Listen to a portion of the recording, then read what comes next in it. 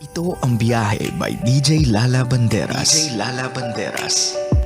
Hi love, you are back with me DJ Lala para sa ating programang Sakto, Klaro, Diretso and oras na para basahin natin ang sulat, ang liha mula sa ating Byahe Sender of the Night. This one was sent to us over at our Facebook page DJ Lala Banderas. Wala nang patumpik-tumpik pa. Ito na po, basahin na natin ang biyahe ni Mercy. Hi love, may love problem din po ako. Hope mapili mo ako sa biyahe. Need lang po ng a bit of your advice. Babae ako, DJ Lala, may anak at the age of 36 at nabiyuda sa edad na 39. Taga United Kingdom ako. Namatay siya sa edad na 52, yung husband ko. In fact, nagtry ako pumasok ng madre at the age of 24. So eto na nga. Hindi pwedeng magpatuloy dahil may certain attachment ako sa babae. Ang ganda ng mga madre. So lumabas ako at hindi ko na pinapansin yung feelings ko sa babae na alam ko na since I was 16 years old. Na babae ako pero babae din ang gusto ko. Pero hindi lahat. Gusto ko na girl and boy. Kumbaga, bi po ako. Nabusy ako sa life ko after magmadre ng 5 years. Nagkarelasyon ako ng lalaki for 3 years at may maganda akong anak. Isa, 7 years old now. Dito ako nagka-problema kasi last year may nakita ako sa social media. Babae, maganda, at teacher pa. Siguro dahil sa mabait siya sa akin at na-depressed din ako sa pagkamatay ng husband ko, siya lahat yung nakinig sa akin. Dagdag pa nitong pandemic na sobrang nakaka-depress. May asawa at may anak din yung teacher. Pero mahal ko siya, DJ Lala. I'm 44 now, matanda siya ng kaunti sa akin. Alam niyang mahal ko siya pero ang sabi niya sa akin, tinatanggap daw niya ako as friend. Masaya na ako na friends kami kesa mawala siya sa akin. Hayaan ko na ba itong nararamdaman ko. Mahal ko si teacher pero friend lang ang pwede sa amin dahil may family siya at ayaw rin niyang makipagrelasyon sa isang lesbian. Nahihirapan ako, DJ Lala, so please help me. Give me a piece of your advice. Thank you very much. Sincerely yours, Mercy.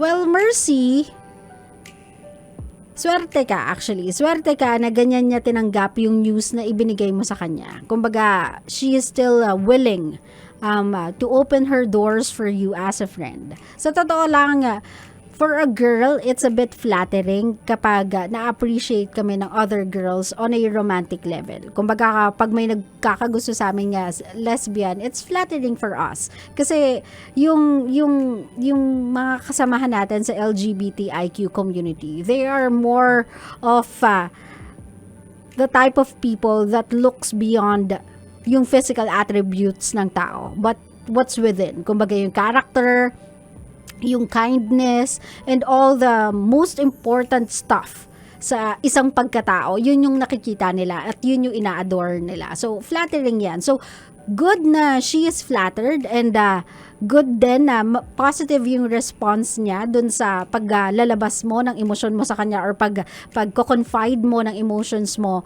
sa kanya.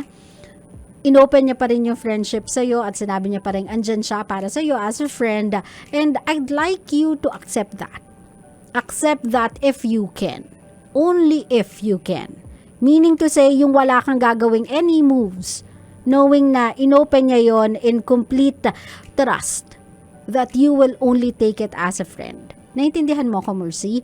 Kasi if you really want this person to stay in your life, you have to take care of the trust na binigay niya sa'yo. Kailangan mong pag-ingatan yung tiwalang binigay niya sa'yo, my love. Yung tiwala na tanggap mo siya bilang kaibigan at tanggap mo yung sitwasyon ninyo na hanggang kaibigan lang yung kaya niyang i-offer sa'yo. Mercy, you have to let go of that feeling. Whether we like it or not, there's no other way for you to deal it than that. Kasi the deal is, magiging kaibigan siya sa'yo. Kaya nga sinabi ko, only if kaya mo. Kasi this one is on you. The ball is on your court. Ibig sabihin, nasa pagkontrol mo na Kung kaya mo bang kontrolin yung emosyon mo, kaya mo bang ipatanggap sa sarili mo na hanggang dun lang kayo pwede. Hanggang sa pagiging magkaibigan lang yung pwedeng maging sukdulan ng relationship ninyo. Kasi if you think having her there in your life, having there on your beck and call 24/7 will make it harder for you to move on from her, then I suggest you distance yourself up until kaya mo na. You distance yourself up until ready ka na. Natanggapin na hanggang dun lang talaga kayo pwedeng dalawa. Pero kung sa tingin mo, right now, you can stick with that, you'll be okay with that, then go ahead. Be friends with her, Mercy. Be friends with her kasi it's a genuine friendship yung ino-offer niya sa'yo. My love, it's not about you being lesbian. It's just that, one, she is not into it. She is not the type of person that's into that kind of relationship. Two, she is happily married. She is with a family. So you have to respect that. Dapat nga hindi mo na inamin in the first place, sa totoo lang eh. Kasi what was the intention ng pag-amin mo, di ba? Anong intention ng pag-amin mo sa kanya, Mercy, about sa nararamdaman mo? To unload whatever it is na nasa puso mo without even thinking ano yung magiging impact nun sa kanya? Nagigets mo ako, Mercy, kasi you shouldn't have done that eh. Kung wala kang intention sirain yung pamilya niya at gusto mo lang talagang mag-confide, sana hindi mo na lang muna ginawa yun. Kasi, my love, we can test the water naman eh. Makikita naman natin kung sino yung mga taong interesado sa same relationship that we are interested to. Pero we cannot do that to a person who is perfectly happy. We cannot drop sabihin na natin a thing like that, yung truth like that. Hindi natin pwede siyang bitawan ng ganun na hindi man lang nag-iisip ng maaaring repercussions nito dun sa taong pagbabaksakan natin. 'Di ba? Kaya tinatanong kita, what was the intention behind as to why ka nag-confide sa kanya? If you know within your heart she is perfectly happy with the relationship she's in right now, with the family na meron siya, kahit na alam mong happy siya, bakit ka pa nag-confide ng ganon? Pero sabi nga natin, past is past, o diba, what's done is done. All we can do right now is correct whatever it is that you are about to do from this moment forward. I want you to take some lessons from this situation, ha, my love, this experience of yours. Gusto kong kunin mo yung lessons na to and i-instill mo sa sarili mo so you won't have to commit the same mistakes again.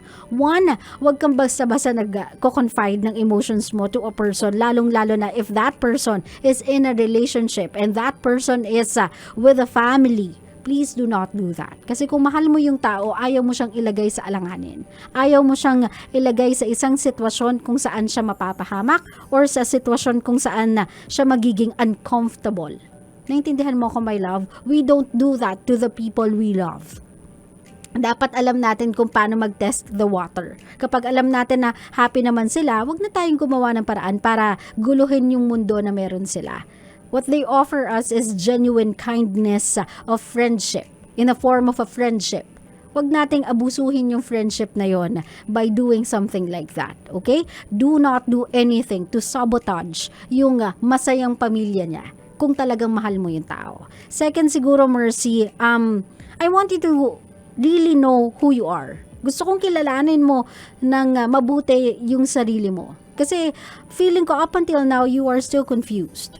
Confused kung ano yung preferences mo. Confused kung ano ba talaga yung gusto mo. Confused sa mismong pagkatao mo. Instead of looking for someone who will confirm yung preferences mo, romantically wise, I want you to get to know yourself first. I want you to be sure of yourself. 40 is not yet too late to get to know yourself, my love. Tandaan mo yan. Hindi pa huli ang lahat or hindi pa huli para makilala mo talaga kung sino ka talaga. So, my love, give yourself some time. I know you are lonely. I know na somehow yung absence ng husband mo left a huge empty space in your heart, but do not rush. Huwag ka magmadali na punan yung pagkukulang na yon. Gamitin mo to para sa sarili mo, to get to know who you are, to get to know what you want, and then spend time with your child, spend time with your kid, kasi ano na yan papasok na yan sa adolescent stage. Kakailanganin niya na yung mas matinding focus mula sa iyo. And I don't want you to be derailed just because you are getting into too many situations. Baka kasi ma-overwhelm ka sa magiging sitwasyon mo. Naintindihan mo ako, my love? I want you to focus on that. Yun lang muna, my love. Then let's take it from there. One step at a time. Give yourself some time to grieve from the loss of your husband. Then give yourself some time to get to know yourself, and give yourself some time to prepare sa adolescent stage ng anak mo. And then siguro, kapag ready ka na, kilala mo na yung sarili mo, kilala mo na yung pagkatao mo, sure ka na sa preference mo romantically wise, that's when you go out there and seek for someone to be with. And open yourself up to someone new. Huwag kang magmadali, my love. Use all the time you have with you. Na, alam mo yon, na you are single, you are free, you have the time to get to know not only yourself but other people. Bigyan mo yung sarili mo ng panahon makapag-adjust sa kung ano yung preference mo at sa kung ano yung meron ka ngayon. Naintindihan mo ako, my love? You might have lost, sabihin na natin, a potential love or potential companion in life, but you have gained a friend through the image of this teacher. And I think that one is more valuable than the other. Naintindihan mo ko? Kasi friendship can last forever. Just as long as alam mo kung paano yan alagaan. Naintindihan mo ko, Mercy? So, right now, chill. Diba? Wag ka munang madaling ma-in love. Wag ka munang magmadali na pumasok sa isang relasyon. We still have time. 40 is not yet too old and 40 is not yet too late. Naintindihan mo ko, my love? Walang huli when it comes to love. Even people can find love at the age of 60, 80. As long as you'll open your heart for it, and as long as it's meant to be. Darating at darating yan sa'yo. Huwag kang magmadali. Enjoy your individuality. Enjoy your single life. And get to know yourself a bit more. O, diba? Get to know yourself long enough para maging sure ka sa kung sino ka talaga at ano talaga yung preference mo. Naintindihan mo ako, my love? Kasi feeling ko you haven't got the time to get to know yourself. Hindi ka nabigyan ng ample time na kilalanin talaga yung sarili mo. So maybe this is it. This is the moment na pwede mo yung gawin.